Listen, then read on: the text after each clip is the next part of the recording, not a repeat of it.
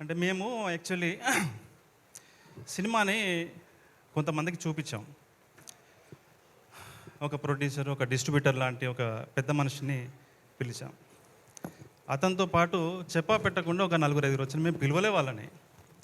వాళ్ళు వస్తున్నారు అనగానే అయితే ఎవరు వీళ్ళెందుకు వస్తున్నారు అని మా వాళ్ళని అడిగా.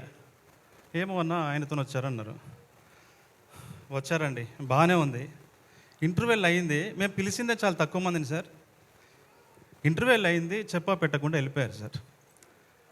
వెళ్తున్నారు అంటే దొంగల్లాగా ఉరుకుతున్నారు. అరే నాకు కూడా పరిచయం ఉన్నోళ్ళే వాళ్ళు. సార్ అదేమైనా మర్యాద సార్? అంతమంది థియేటర్లో మిగతా వాళ్ళ మూడ్ చెడిపోదా సార్? ఒక ఫిల్మ్ మేకర్కి ఇంతకంటే బాధాకరమైన విషయం ఇంకోటి ఉంటుందా సార్? ఇంతకంటే అవమానం ఇంకేదైనా ఉంటుందా సార్? సరే పోయారు. మా వాళ్ళు ఏమన్నారంటే, సాయి, నితిన్ పోనీయండి సార్, వాళ్ళకి నచ్చలేదు, ఇది అందరికీ నచ్చే సినిమా కాదు, మీరు టెన్షన్ పడకన్నారు. కానీ ఒక డైరెక్టర్ ఎంత బాధపడి ఉంటాడు సార్? సరే వెళ్ళిపోయారు. వెళ్ళిపోయిన తర్వాత 2-3 రోజులు సార్ మొత్తం నెగటివ్గా ప్రచారం మొదలుపెట్టారు సార్.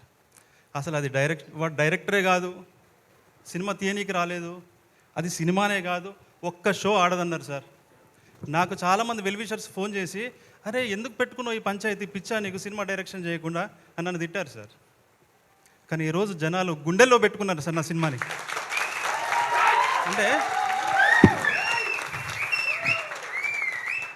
అంటే ఈరోజు ఏదో మనం గెలిచామని, మన సినిమా హిట్ అయిందని బలుపుతోనో గర్వంతో నేను చెప్పట్లేదు సార్. కానీ సినిమాకి ఇవ్వాల్సిన ఒక సాంస్కృతిక గౌరవం ఇవ్వాలి కదా సార్, కనీసం మర్యాద కదా సార్. దయచేసి నేను ఈ సందర్భంగా చెప్తున్నా, ఎవరు ప్రివ్యూకి పిలిచినా కూడా మీకు పోవాలనిపిస్తే పోండి, మధ్యలో రాకండి సార్ ప్లీజ్. ఇంతకంటే ఒక ఫిలిం మేకర్కి ఇంతకంటే అవమానం ఇంకేం ఉండదు సార్.